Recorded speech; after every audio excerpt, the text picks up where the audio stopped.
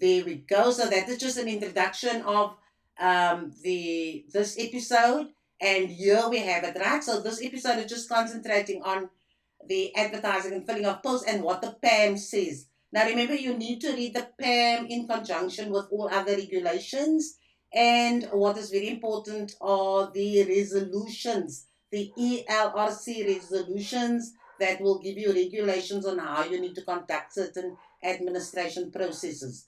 Okay, so you'll see in the on the slide there that I've indicated that you must read this in conjunction with the ELRC Resolution 5 of 1998.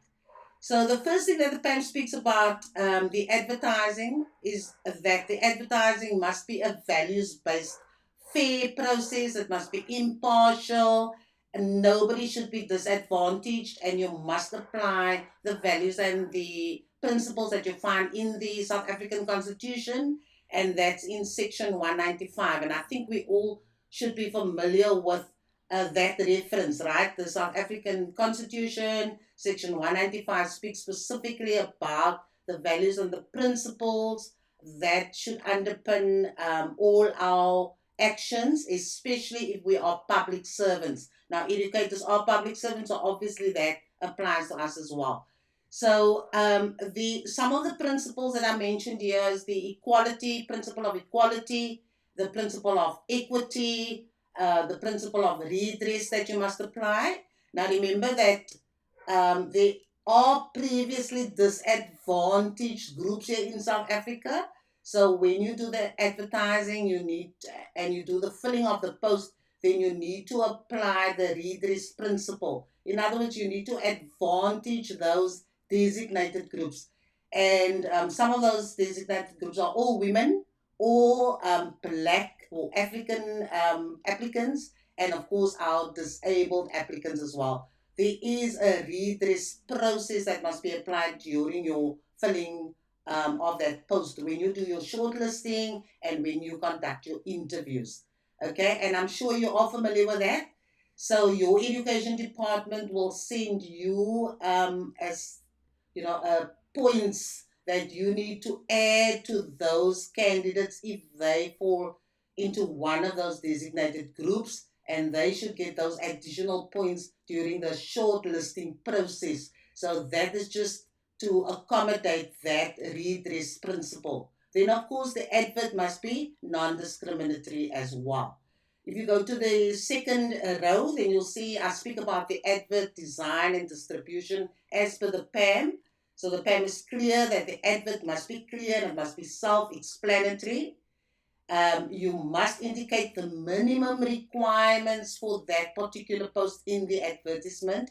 And I think point number 3 is very important, because I see many adverts on social media and elsewhere where the schools are not including that important statement that the state is an equal opportunity employer, right? So if you're here in the Western Cape also requires you to indicate that the WCED is an equal opportunity employer. So just double check your adverts. Somebody asked me to flight an advert, which I don't normally do on School Corridor. And then after flighting the advert, and I checked the advert to see what it's about. It was a physical science post. And then afterwards, when I had completed my notes on for this live stream, I then went to that advert that I had flighted on the School Corridor platform, and I saw that that particular statement was absent. So something that the SGBs must just also take cognizance of, that you must include that the state is an equal opportunity employer, or you have to state that your education department, if it's the WCED, you must state that the WCED is an equal opportunity employer, right? And then, of course, the advert must be accessible to everybody. So you can publish it in a circular, a bulletin, or a gazette. Now, I know because there are other regulations that relate to newly qualified educators, right? And post level 1 posts. I'm speaking under correction here, but the WCD has stopped advertising post level 1 posts. Again, like I said, I'm speaking out of correction. So if schools are now advertising those posts, then you need to ensure that you apply all these requirements. And there is a provision for newly qualified educators.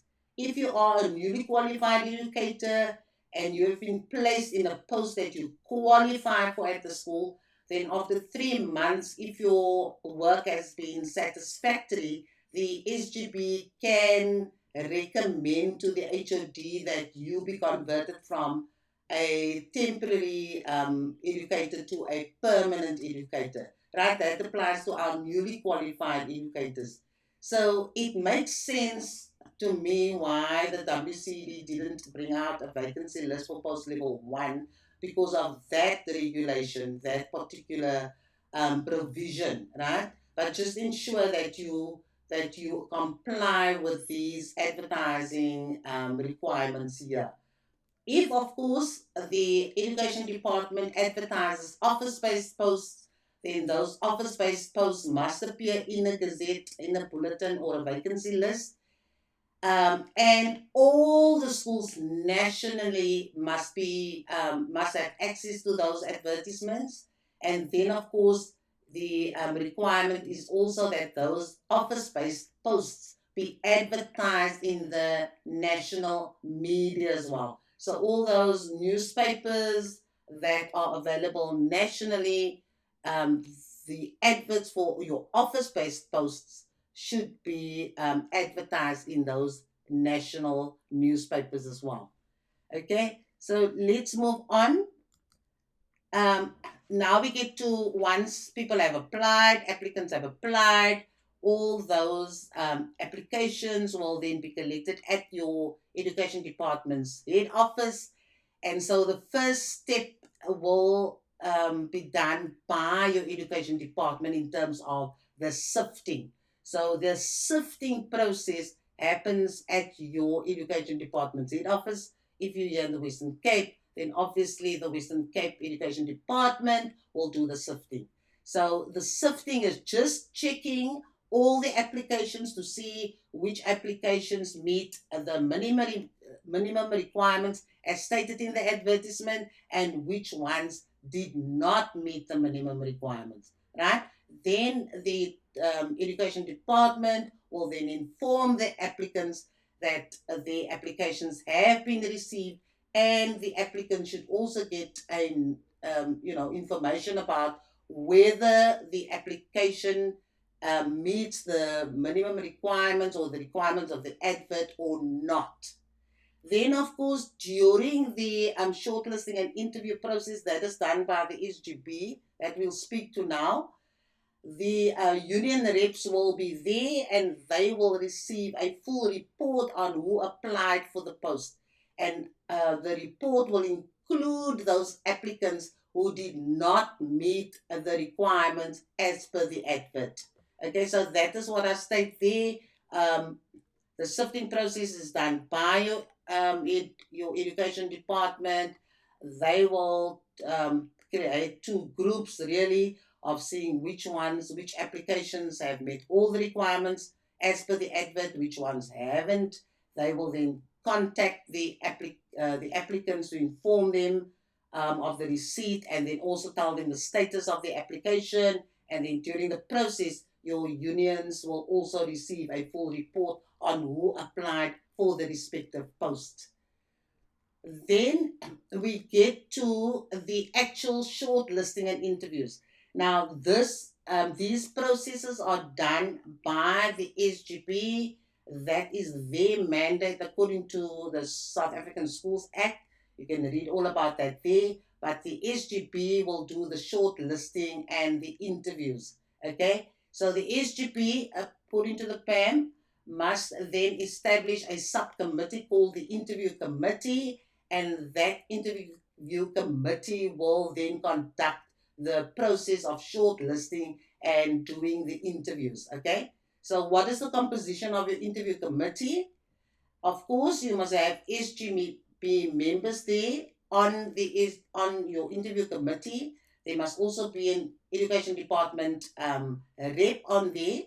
The department rep could either be the principal of the school or a neighboring principal, or you could even ask the education district to give you somebody who can act as the department rep, right? So that education department rep will then be an observer to the process, and that education department rep will be the resource person. So if there are any questions or anything that's unclear to the SGB, then the SGB IC can ask the resource person, that department rep, to provide the information. Okay. Then, of course, the interview committee, once it has been established, that interview committee will then elect a chairperson and a secretary. And the interview committee must then notify the union about the shortlisting and interview process. So that business plan or the dates must at least be provided to the unions, all those unions that form part of the chamber, and they must get that notification or that notice at least 5 working days before the process starts. Right, so that's just on the composition of your interview committee, which is a subcommittee, as I said, established by the SGB to do the business of shortlisting and interviews. Then, if you go to the right hand side, then you'll see that the interview committee must also follow that same values based process that we spoke about that applies to the advert. They must follow all the interview guidelines, and the WCED provides those guidelines in a preface, right? So you need to see what what you must do during those, especially during the interview process, and when you're dealing with post filling of your departmental head or your deputy principal or your principal. There are prescripts that are usually provided in a preface to a vacancy list.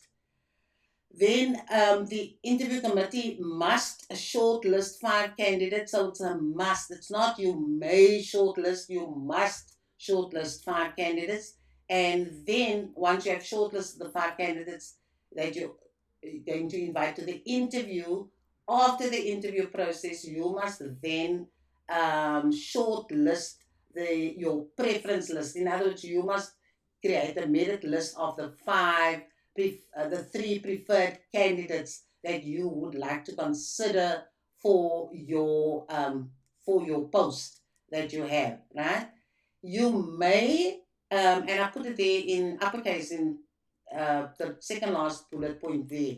You see that the SGB may nominate one candidate only, one preferred candidate, but that can only be done in consultation with the HOD, right, with the SG, with the head of the education department. So you cannot just decide to just put one candidate. That part must be done in consultation with the HOD, and then if you get permission, if it is approved by the HOD, then you may only table one preferred candidate.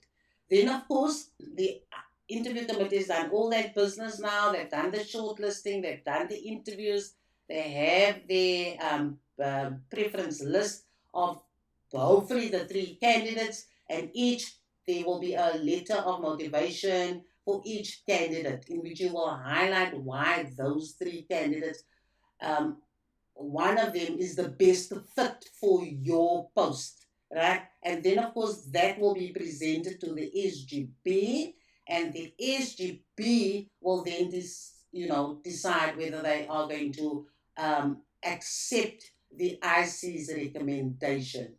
If the SGB accepts the interview committee's recommendation, then they will then ratify that recommendation, and it will become the SGB decision. Then the SGB will then send that or submit that to the HOD. Right? So the SGB, once they have made their decision on who their preferred candidates are, they have the letter of motivation or motivation attached to each of the candidates, the SGP's decision will then become a recommendation which they will then send to the HOD of the education department.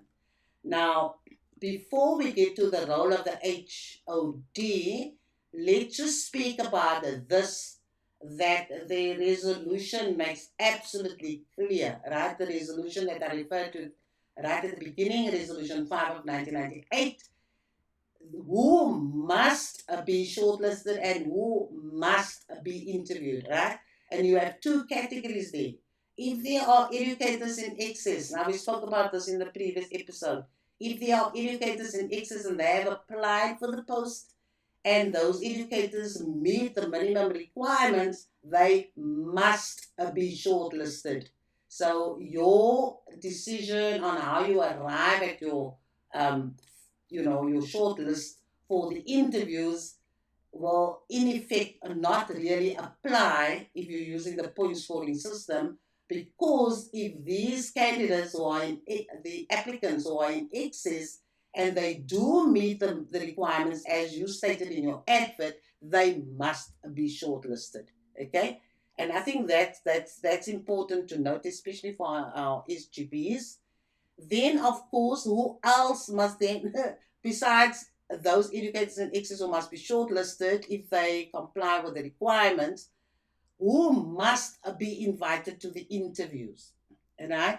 Now, if you have an educator acting in that respective post that has been advertised for 2 years consecutively, then that applicant must be invited to the interview. Right? So when you receive the batch from the education department, it will indicate who the educators are who are in excess, and of course, if they meet the minimum requirement, and it will also indicate who of those educators who have applied have been in that respective post for 2 consecutive years. That information is very important for your SGP because, like I just stated, if it's an educator in excess and they meet the minimum requirements, they must be shortlisted. In other words, they must be one of the 5 that you have shortlisted to invite to the interview. If you have a candidate or an applicant who has served in that respective post for 2 consecutive years, then that applicant must be included in the interviews. Okay, I think that is very important information. And then, of course, we get to the office based uh, filling of posts, the advertising, the filling. It's essentially the same as your school-based process. And in this case, your interview committee will just be established by the HOD of the education department or the DG, depending on which post is being advertised, right? So the HOD or the DG will establish the IC, the interview committee, and then all interview committee members must be at least one post higher than the post that is currently being advertised and will be filled eventually, right? So if it's a post level 3 post at the at the district office, then your panel should consist of post level 5s and post level 6 members, and not post level 3. They cannot be equal to the post level. Their post level cannot be equal to the post level that is being advertised. Then, of course, the interview guidelines are the ones that the interview committee will agree upon. Okay, so those are some of the distinctions between school based um, posts and the office based posts. Now, let us look at the role of. Why is my thing getting stuck? Okay, the role of the HOD, the head of education, the SG. Remember, the SGB only recommends the preferred candidates or candidate if they consulted with the HOD just to submit one name. Now, the HOD is the one who appoints the person. right? Now that is important, and that preference list that you provided to the HOD, remember that the HOD may appoint any of the recommended candidates on the list, because you have indicated that all three candidates satisfy the needs. They are good fit for that post, but of course you put them in order of merit, and so you've selected your most preferred candidate and placed that one as number one. But it's important to note that the HOD may appoint any of those recommended candidates. If that happens, then there is an appeals process that you can follow. The SGB can follow that appeals process to challenge the HOD on that decision to appoint not your top candidate, but one of the other candidates on the list. Okay? And then the last point that I mentioned, and this is a sticky point because I know many people apply for posts and then they want to know when will they be informed, sorry, whether they have been successful or not. And so the PAM makes it clear that you must be informed 8 weeks after the post has been filled, right? After an appointment has been made. So if there are no issues, there are no grievances, and everything runs according to plan, and the post is filled, then from that time when that appointment is made, the education department is given 8 weeks to notify all the other applicants whether they have been successful or not. So it's a very, very long period because you could be, you could be waiting more than 2 months, 3 months, 4 months to know that you haven't been successful for that particular post. Um, Obviously, the only at this before you get that notice from the education department, you would have been notified right at the beginning that your application has been received. So at least you will have that assurance that your application has landed at the department, and it will also indicate the education department will also indicate to you whether you have met all the requirements. So you will, in a sense, know, more or less what is happening. The long delay in terms of waiting to hear whether you have been successful or not can be very draining, I think. Okay, but that is what the law states, and that is what we need to apply. Okay,